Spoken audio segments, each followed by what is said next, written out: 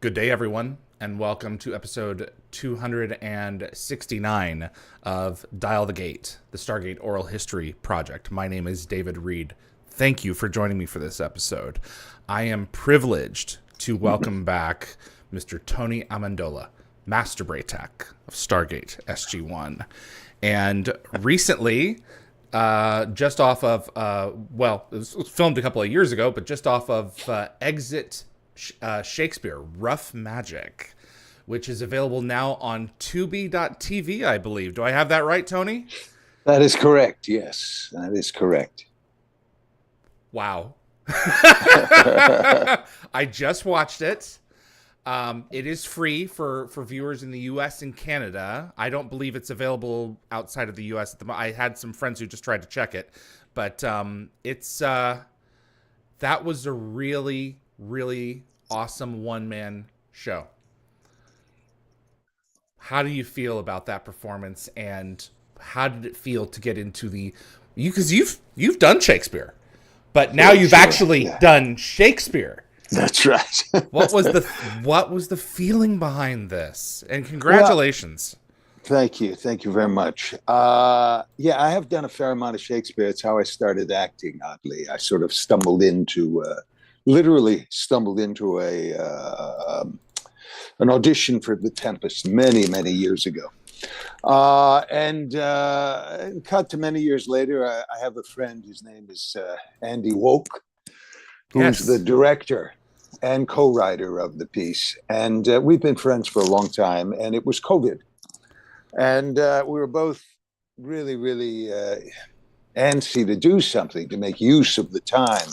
How do we do that? So Andy had another childhood friend named Elliot Krieger, who had an idea. He had a concept for a piece about Shakespeare late in his life. And it was sort of developed over probably several months. Stuff was put in, stuff was cut, but it was all done actively on Zoom. Often they would write in the morning, and I'd get together with them in the afternoon, and we'd read and play and say, "Oh, that works really well, but that doesn't. What if we used?" So it was great, and it touched on so many things. Obviously Shakespeare, but also sort of the notion of an actor and his relationship, of how his persona is shared by the public and his family in a kind of way. How can he be two places at once? Mm-hmm. How can you create and yet still be there for your wife and your children? In this case, Shakespeare's son, Hamnet, plays a very big part in the piece, and I don't want to spoil anything for people, but I mean, to me, that was my entrance in, is that kind of ambivalence that many people feel, many actors and other directors, and anyone who works in this field, where sometimes you just aren't there. Your work takes you out of town, and life goes on, and in this particular case, the re-entry. Can you go back? Can you? Thomas Wolfe. Can you go back home? What I think, and I won't. You set the stage, so to speak, so I won't spoil it further. So, my favorite line of Shakespeare is in it, the one that in which he references his son, and I won't go any more into that. But I think it's one of the most beautiful lines in English. Much of the frame of the play that I thought was fascinating was the plague. He's reeling from a situation, and so were we at the time. Exactly. And it's a chance to connect with him on a level of being separated, and because for a few years they didn't work either. Absolutely. It was destructive. Yeah, absolutely. And that's what, we get the sonnets, and we get some of his other poetry because of that. Absolutely. It was a parallel universe. And that was the other. Oh, this is fantastic. We can, we try, it's no one can hear, in the middle of, when we shot it in the middle of, it was the plague years.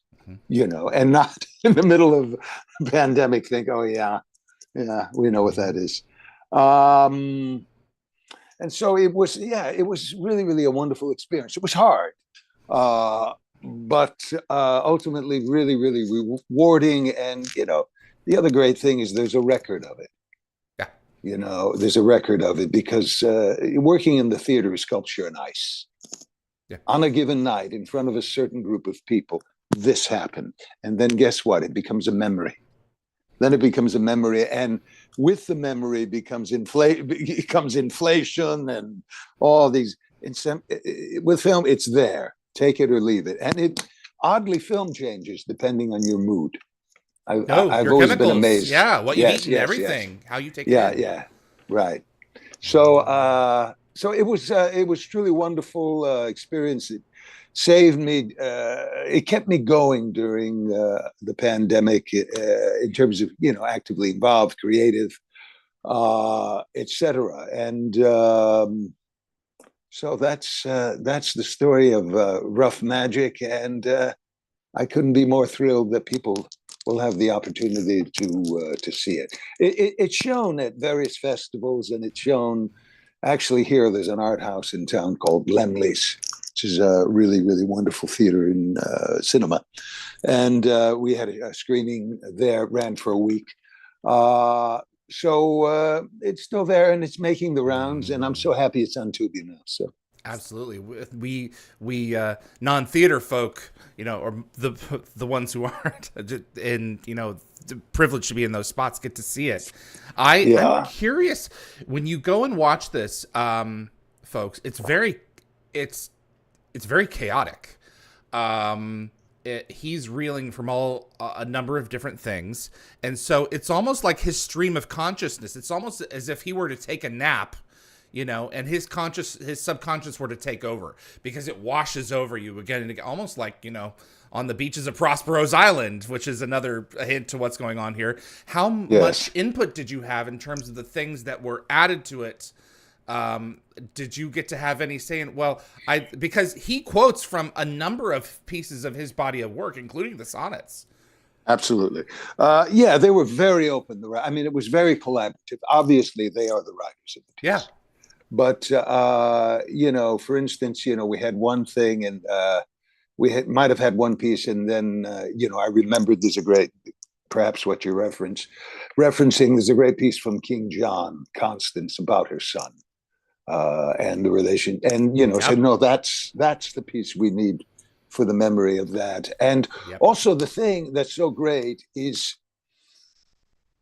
you think that Shakespeare wrote and it was always accepted and lauded. Well, no, it wasn't. And the notion of the period we chose to set it in, he's struggling. And he's struggling with the romances. He's gone through his early comedies, histories, which were very successful, the Henrys and the Richard III's and everything, moves into more mature tragedies and comedies. And then he's ready for a change. He's done his Hamlet, he's done his Othello, he's done his Scottish play, he's done, I don't know, which one am I leaving out? Oh, gosh. Othello. Okay. And now he's trying to find a new form. He's, on some level, I've done that already. Now I'm looking for something new. And that's when he starts getting into the romances. And the early romances, Cymbeline, Pericles, they're like experimental. He hasn't figured it out yet. So if you imagine yourself in a business world, his shareholders, because the great thing is his company's made up of shareholders. They're saying, yeah, it's all great. Those are cute. But can you make us some money? We're losing money. Can you write us, hence, give me another Hamlet, but shorter. Give me another, So he's struggling with that. So you also have the artist looking for a kind of form. And over the course of the evening, it's sort of a crucible. It's an evening where everything is coming on him because he's estranged now from his business partners who are actors, which is really sort of wonderful because, it was a kind of corporation that he worked with. Shareholders, they were called. As a matter of fact, the theater at Antaeus, that we created in Los Angeles was loosely based on that form, as actors, as decision makers and participants. Gradually, that always changes as an organization gets bigger. Yeah. But so there were so many things with him. Again, and so he's in a bit of a pickle because he's doubting himself as a writer. Can I do it anymore? Can I do it? And it's almost like he's trying to will this last play. Simultaneous, he's begging things from God. Yeah, exactly. He's like, he is conscious of this. I apologize for pausing. No. That in his belief system, in his world, these things come down to him. Absolutely. He doesn't just invent them. There is some kind of collaboration going on at work in an ethereal layer. Yeah, which gets us to, in a strange kind of way, all the debate about whether he wrote the plays or not, which I find really sort of silly for two reasons. One, any American who thinks that, it's an outrageously undemocratic way to think, that you have to be of the upper class to write great. If our history has taught us anything, if you think of all those immigrants that were coming over in the turn of the century that wrote great music and great other things, they had no formal education. There was a kind of 2001 moment that they were channeling from the obelisk. I'll give you that, and secondly, the reason I never have felt that it was possible, and it's a very practical reason, is I've been an actor for a long, long time. Actors talk. If we are in a rehearsal room with a playwright asking questions about the text, we will eventually begin to suspect that this guy doesn't know what he's talking about, and he could never have written these plays. I mean, and consequently, that whole question didn't come up for 100 years until after Shakespeare was dead. Actors, I don't believe it could have not even had a rumor that maybe Shakespeare wasn't Shakespeare, and there is no rumor of that in his own period. But anyway, getting back to the piece, he's doubting his own ability, as we all do. Again, that's a very human thing. Of when is it time to move on? I mean, I deal with it all the time. Been doing this a long time. It's been great. Do I continue until I'm not able to do the work as well as I would like to do the work? Or do I say, okay, it's time to let go and go back to the family or go back to other interests? There is a world elsewhere. To quote Coriolanus, the world is a big place. You don't have to live just in this, let's say, on the roadway of acting and Shakespeare and art. You could live very easily on a roadway of cultural experience. Oh, I know. I'm going to spend the last 10 years of my life doing something else. The last thing I want to say, and this is, to me, struck me as very, very interesting. Shakespeare had a problematic, he had two daughters. Mm-hmm. And one was the good daughter, if you will. Her name was Susanna, and he got on very well with her, everything. But he had a problematic daughter named Judith, which I related to because my wife's name is Judith. Okay. Good. And the reason I'm bringing it up is in all of the romances, it's fathers and daughters. They're trying to get together. They're reunited. There's been a crime or something has happened. And there's forgiveness and redemption. He didn't have it yet when he was writing those plays. I see. And it was something, and it may not have even happened. It was, again, something he was wishing, something. And I find that really, really, really interesting. Yeah. There's the amount of information that we have on him is very little. We don't know if he traveled between London to Stratford. We don't know. We have 6 signatures of him. A lot of these are legal documents. 2 or 3 are from his will, and there's very little else. And so he spelled his name wrong in every one. Yeah, he spelled his name differently. Yeah. It's like, who are you? And that feeds the dragon of myth. Yes, exactly. But I love your interpretation of this. I love that your piece alludes to, for instance, shall I compare thee to a summer's day? he was writing to a man. Yes. And what was the other thing that I wanted to bring up that you guys touched on? There was something else, and it was like, I'm glad that they're pointing these things out. That yes, he was not a stereotypical, what you might think of him. He was, the earring and everything else, bohemian. He was on the edge, and Yes, he was. I think you cracked it. I think you cracked it nicely. Yeah, there's a lot of puzzles about it, because he's one of the few writers in Elizabethan England that didn't end up in jail sometime or the other, didn't get into political troubles. He was able. You read Shakespeare's work, and this is the other interesting thing, particularly within the theater, which is a very liberal world. Yeah. You tell me whether Shakespeare was a liberal or a conservative. You tell me who he sides with, for instance, in Julius Caesar, where you think democracy and then Cassius and Brutus being, the ideal take over, and what does it create? Chaos. And there was a transition of power in his time. You read Coriolanus and tell me that he was, he was for the common people, and he had trust. And it's a very, you can't put your finger on him. He's everything for all people. Yep. And it's really wonderful. Yes, he really, really does. I was very lucky, because it was the first words I ever uttered on a stage in college. I didn't do anything. Were from The Tempest, and I'll never forget it, because they're so perfect for an actor's life. My lines, which were said, mind you, in the dark with lightning flashes, literally in the dark, were all is lost. To prayers, all is lost when the ship is sinking. And I always thought of that for my career. Every time you hit a lull, you think all is lost, all is,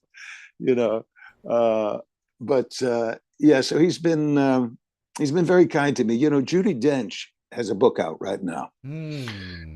It's called Shakespeare, The Man Who Paid Our Rent, or The Man Who Pays the Rent. That's what it's literally called. Oh, I'm totally getting this. Yeah. Came out last October. Yeah. And it's a wonderful book. And she talks about her approach to various roles. But she talks about, for many, many years, doing Shakespeare, literally paid her rent. And as actors, that's, if you came up through regional theater, I had, 2 years at Colorado, 2 years at Utah Shakes, 2 years at Oregon Shakes, 4 or 5 years at Cal Shakes, 2 years at the Old Globe, which is Shakespeare Festival. So he literally paid my rent too. So there are milestones for all of us in our lives, and you touched on this briefly, and I want to ask you pretty directly about this, because you were just mentioning, how long does one go on? Because we all have our own, idea of when, okay, I'm finished. This has been a great run. I'm going to end on a high note, or I'm going to do it until I'm dead. Tony, where do you fall currently in your opinion on this? Because you're not a spring chicken anymore. What do you plan to do with the rest of your life? I'll tell you, I'll be honest with you. I'll be completely honest with you. I'm ambivalent about it. I do believe that actors don't retire. They just die. I do believe that, meaning that even if you go away for a while, it's not to say you can't come back if something. I don't believe you have to just close the door. But I will say that other things interest me now. Yeah. And time is limited. You have to accept that. Not only, you could say, okay, maybe I'll get lucky. Maybe I'll be the 1%. And live to 100. The 1%. What shape are you in? Yeah. Those are not the same 25, 30 years that you're talking about between 50 and 80, or 45 and 75. Those years are very, very different. So that becomes the other thing, to do what you can. Also, the theater has changed so much. In many ways, people are writing plays that are much more generational, intact. What I mean by is most classical theater was written with a company in mind. So there was an ingenue, a young leading man, a leading woman, character people who were older. So it was generational, those plays. If you look at Chekhov in particular, you'll see you could literally grow up in a company and start playing Treplef in Seagull and eventually play Fears in Cherry Orchard, who's 90 something. There was a place for you. If you look at plays now, they're smaller. And so there isn't, I think it's harder for older actors right now than it used to be. I mean, that was my thought when I came to LA, because I had a feeling that, okay, I'm an actor in the 21st century. I have to taste film and television. I'd be foolish. I had no arrogance. There are many actors who have arrogance about TV and film who are frankly, not having done it, I have to call them rather immature and rather prejudicial. Because they look down on it. Because you look down at it without having done it. Yeah. And they don't understand the challenges of it. They don't understand, and they're not, to my mind, part of this century. They're not part of their own world. And what did Hamlet said? You have to reflect the world back to us. That's what actors do. And if you're not dealing in the 20th or 21st century, you're not doing that. So, but when I came to LA, I thought, oh, good, I'll test it out. I'll get it out of my system. I won't be an actor in my 80s or something thinking if I only had gone to LA or New York, I won't be doing that. And I'll see. And then I'll go back to the theater. I'll go back to the theater in, right about now. I'd go back to the Bay Area, or go back to New York or where. That theater doesn't exist anymore. What I'm talking about, a regional theater where there are companies and you're doing classic plays that are generational and there's work for you. And you become, in a kind of way, like the actor emeritus or the grandfather, the grandmother, the mentor. That doesn't exist. I find it, and what's also sad to me is I feel there's such a change that many young actors aren't really interested in our experience any longer, which I find really interesting because, again, when I felt like when I was young, and I've mentioned this to many actors who were sort of in my age range, we were hungry for what the older actors had to say.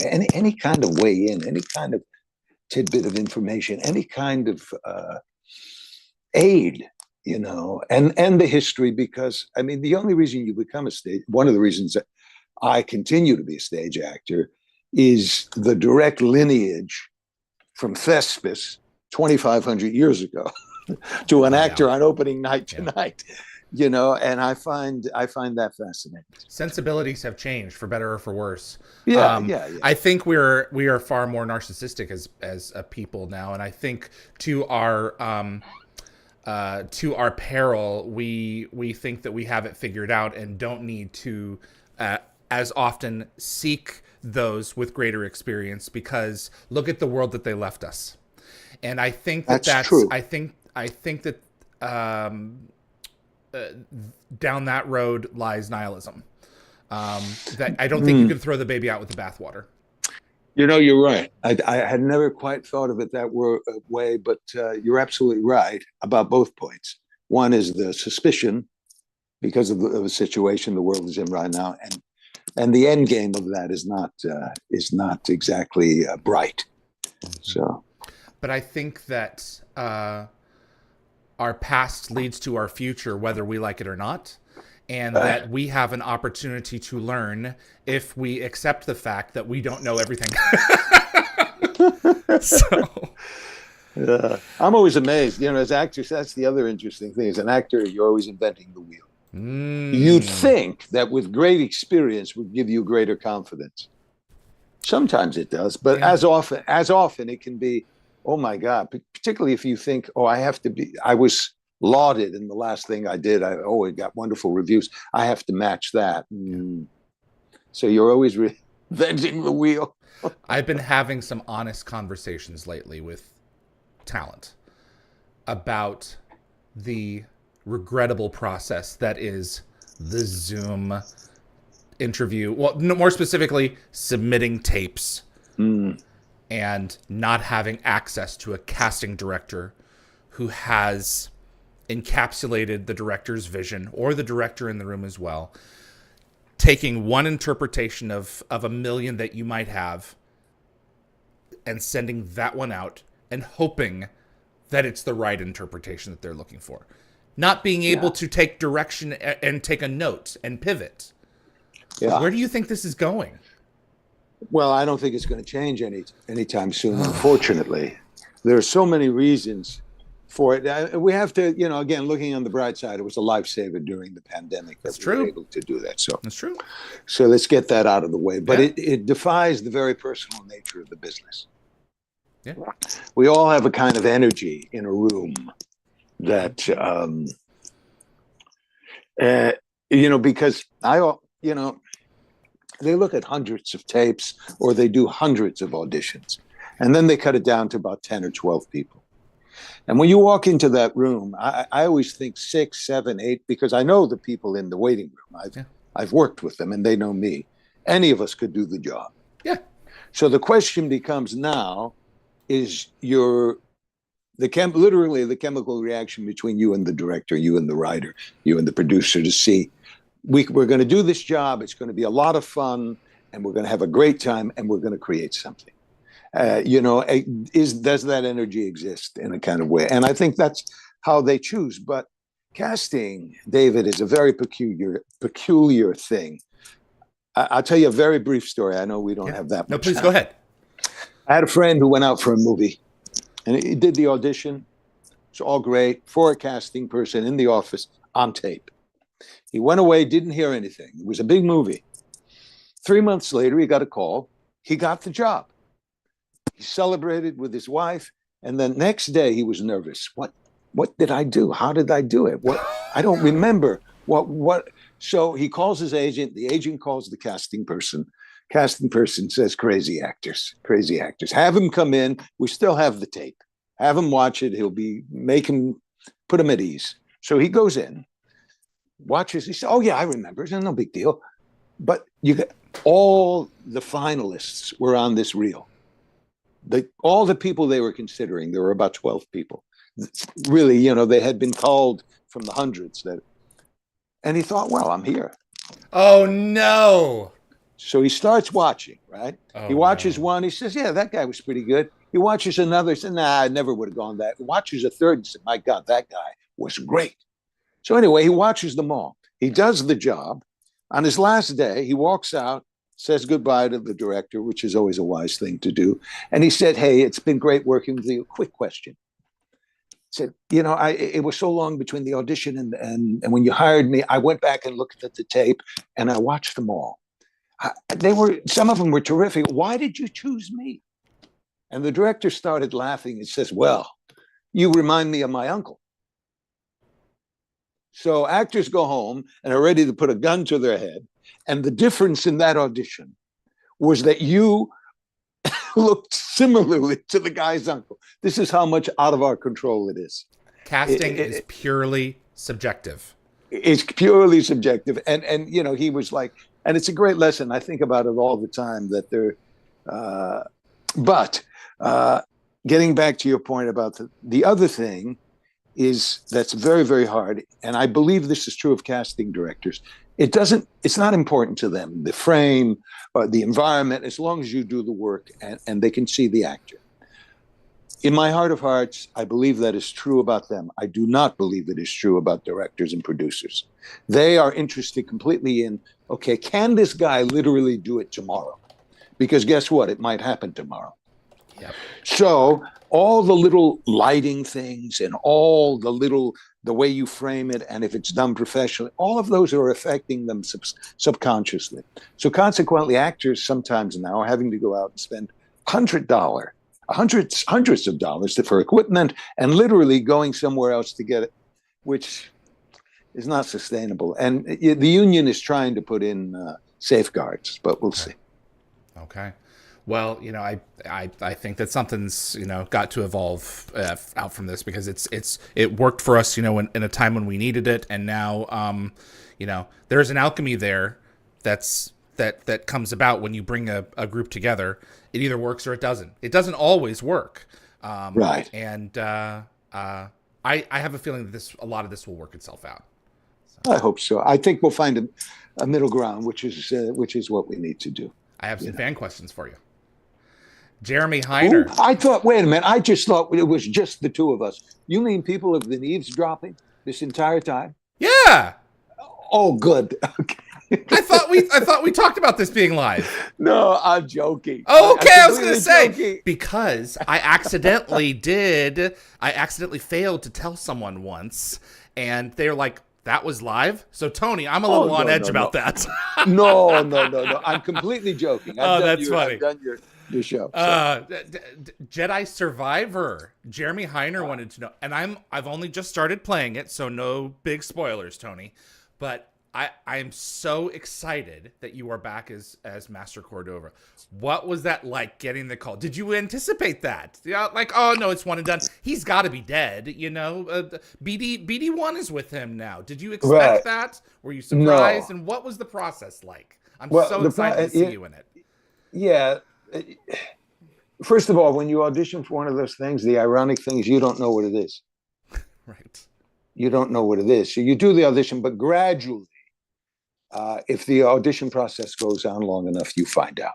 Yeah. So by the very end, when I knew I was contention, I knew what I was in contention for. But no time during the audition, no time during anything was Jedi written. Was there any reference to Star Wars at all? But when it happened, it was so delicious. I thought, wait a minute, it's alliterative from Jaffa to Jedi.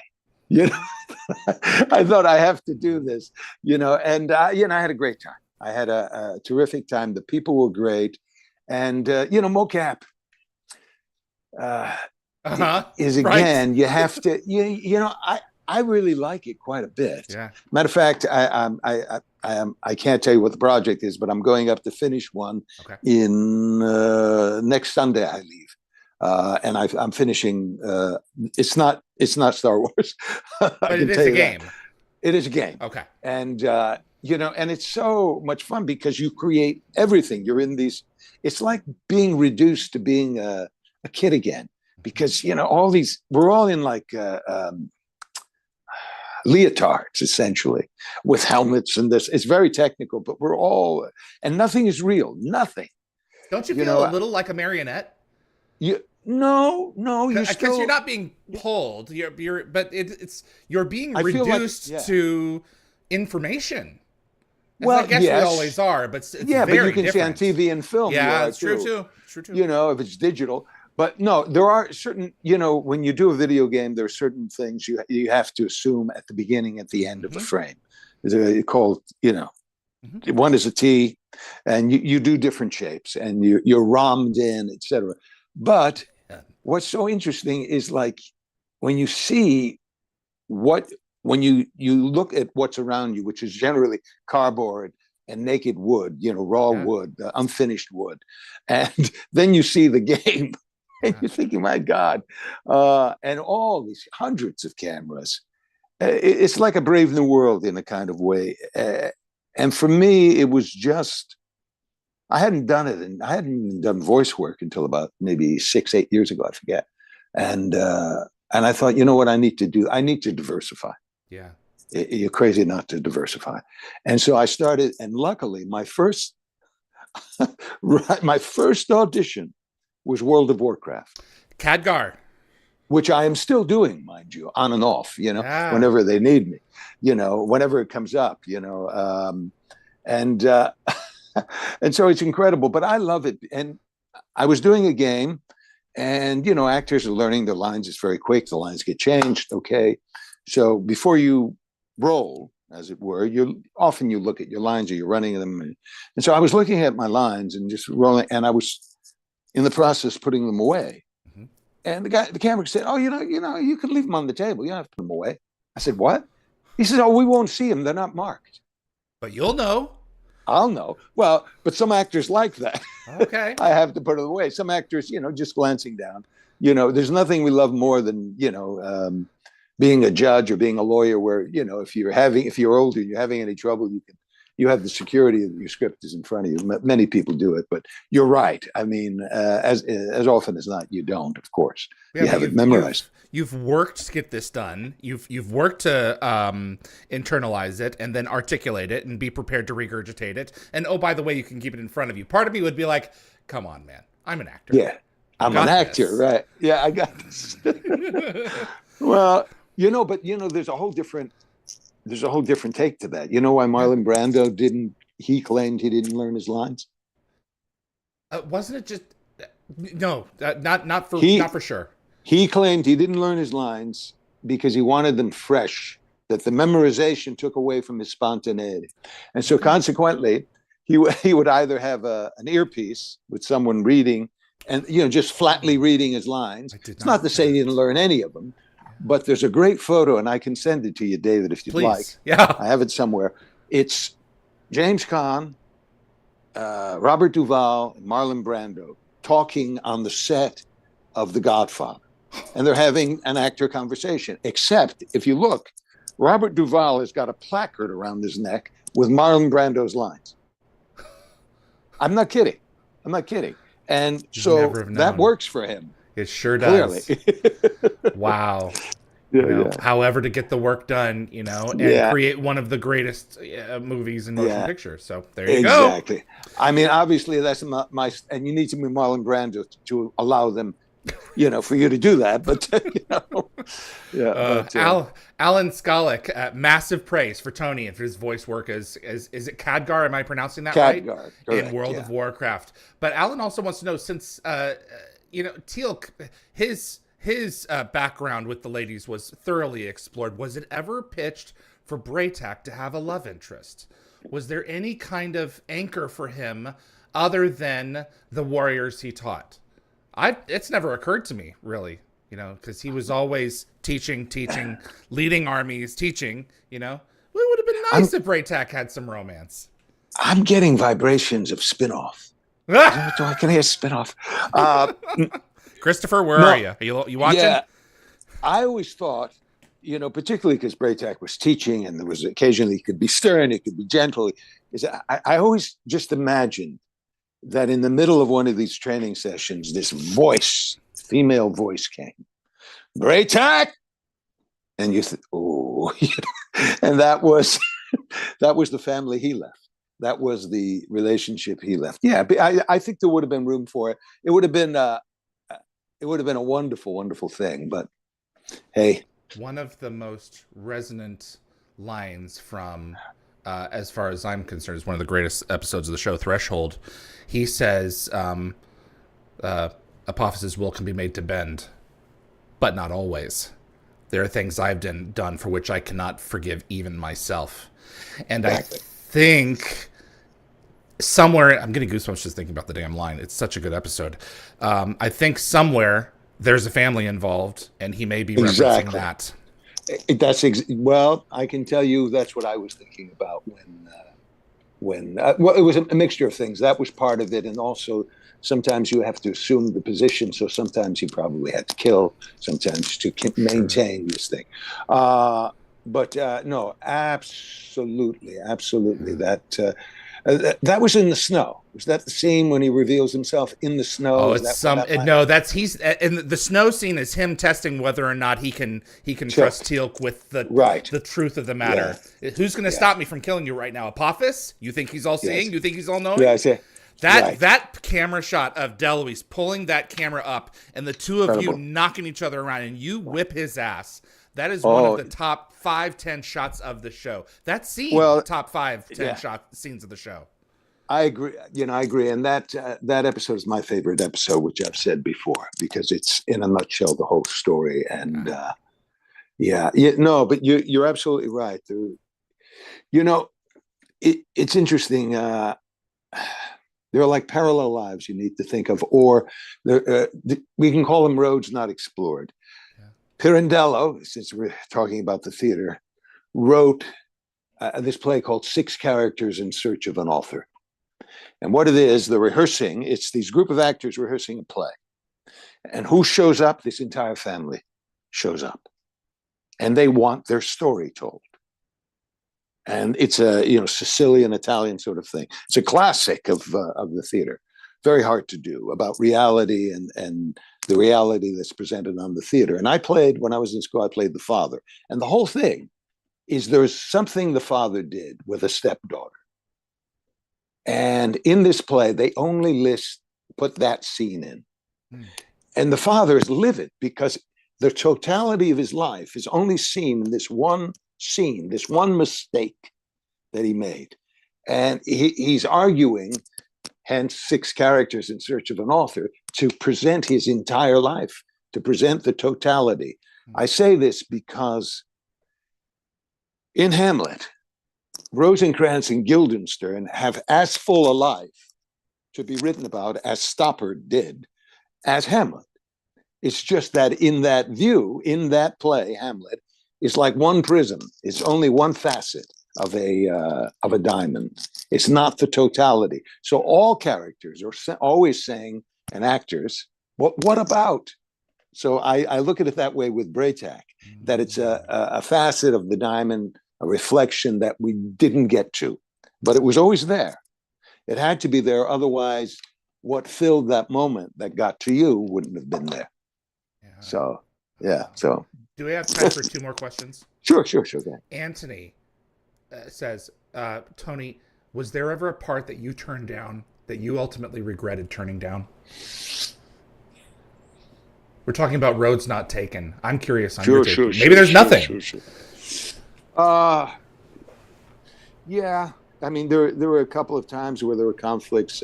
Yeah. I had the opportunity to play Titus Andronicus twice, and I couldn't do it.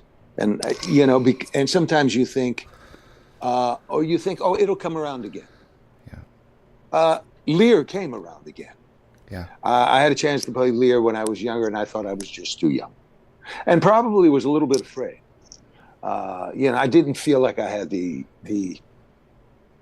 life experience to, but that did come around. I get it. I got a chance to. I'm so happy I did.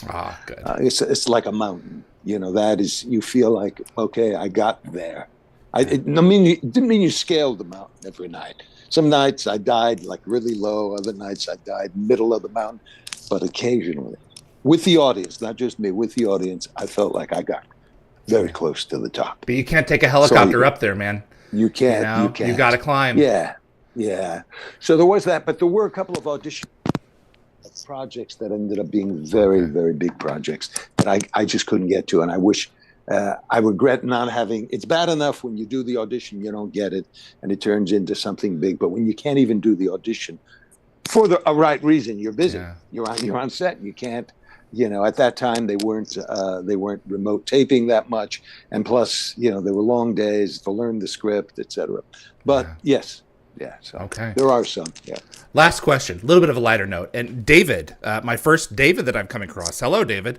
Tony, did you ever get to take anything home from set? One of your head medallions, a staff weapon? Do you have any memorabilia? I've never asked you this. Yeah, I have a couple of the head medallions that because they would redo them. You would only wear them; they weren't permanent. Although people ask, my favorite answer for how did they. What kind of adhesive or anything did they use? And I always say nail gun. That's what I say. Well, you've got a very expressive forehead, That's right. And after long days of, being out there, especially in the GVRD, God knows, Jan Newman, makeup key, you'll be fine. Yeah. You'll be fine. Right. Exactly. You remember that. I remember but the that. Other one, the great one about this is that, they take great care of you. And she put like, washcloths on your neck because it's very hot out there in the summer. It was quite hot, and she took great care of me, as did the other people. But and they, put sunscreen. But I can't tell you the number of times I'd take my thing off, and there'd be a pale patch because I'd been in the sun for a week. It's not. But it's great talking to you again, and it's great, touching base with the fans. So I appreciate it. I haven't forgotten you guys. No, you haven't. And I'm glad, the last time we tried to reach out, it was during the strikes and everything else. And you've always been good to me and good to all of us as an audience. We love this character, and we know that you love him. And it means the world to have you whenever we can. Appreciate it. I appreciate you. Thank you, Tony. Okay. I'm going to wrap up the show. Be well. Okay. Take care. Take care. Tony Amendola, everyone. Master Braytak. The Jaffa Master in Stargate SG-1. I always get excited when we have this gentleman on. He is one of the coolest, and he's done everything. There are actors that you watch that you continually see them, and the couple of reasons is, look at that face. I mean, that face can be anything in any time period in history, so he's awesome to just look at. But also, the ones who are doing the work well, because if you're not, you don't get invited back. And Tony is definitely one of the ones who deserves every single accolade that he gets. So I really appreciate you tuning in. It's been a busy weekend with shows. I'm getting ready to take a bit of a break in July, though we are going to have some pre-recorded shows for you as well. This coming Wednesday, this was a last minute. I'll give you guys a little secret. I send out, I go a few weeks off with sending out requests for the show. Very often, I'll go like 2 or 3 weeks in between sending out 6, 7, 8 requests to talent and behind the scenes folks. And, I generally, 1 in 4 is usually what we get in terms of yeses to nos, or to no responses at all, in terms of people coming on the show, agreeing to do the show. But this past, couple weeks, it's pretty much been a yes to everything that I've sent out. And so, we're really getting a number of these shows in before I head out of town for a little while. So this was another last minute one. Neil Jackson, who played Kalik in SG-1 and the Punk Wraith in Atlantis, Vegas. So this was Prototype in Vegas. He is going to be joining us this coming Wednesday, July the 3rd at 9 a.m. Pacific time. So that's going to be a rare midweek live show. Then July the 6th, Craig Vandenbigler, visual effects supervisor for SG-1, SGA, and SGU. He was instrumental in creating the original replicators, and will have a big replicator story to tell. You may be seeing that replicator story early on Gate World, by the by. We'll be discussing Heimdall as well from Revelations, and a number of other things as well. This guy was fascinating. We talked for an hour about creating some of the coolest visual effects for SG-1. And I cannot overstate that enough to go ahead and tune in and check that one out. You're going to be seeing my Stargate collection here from my house July the 7th at 12 noon Pacific time. And then the following Sunday, July 14th, Robert C. Cooper and I discuss seasons 9 and 10 of Stargate SG-1. And then July 21st, I'll be back live for a special interview with Tor Valenza. We're going to catch up on his early seasons in SG-1, finish the second half of the interview that I started with him last season. And then July the 27th, Tori Higginson. This is an archive interview that I did with Tori when I was over doing Dialing Home with Christopher Judge. And this is an episode that was shot for season 2 but was never released. It is almost 2 hours long of just a one-on-one between me and Tori. This is why I haven't had her on. We already covered this stuff in Dialing Home. So I'm going to start airing that next month here on Dial the Gate as well, because might as well air it if other websites aren't. That's what I have for you. My profound thanks to my moderating team, Tracy, Anthony, Jeremy, Marcia, and Summer.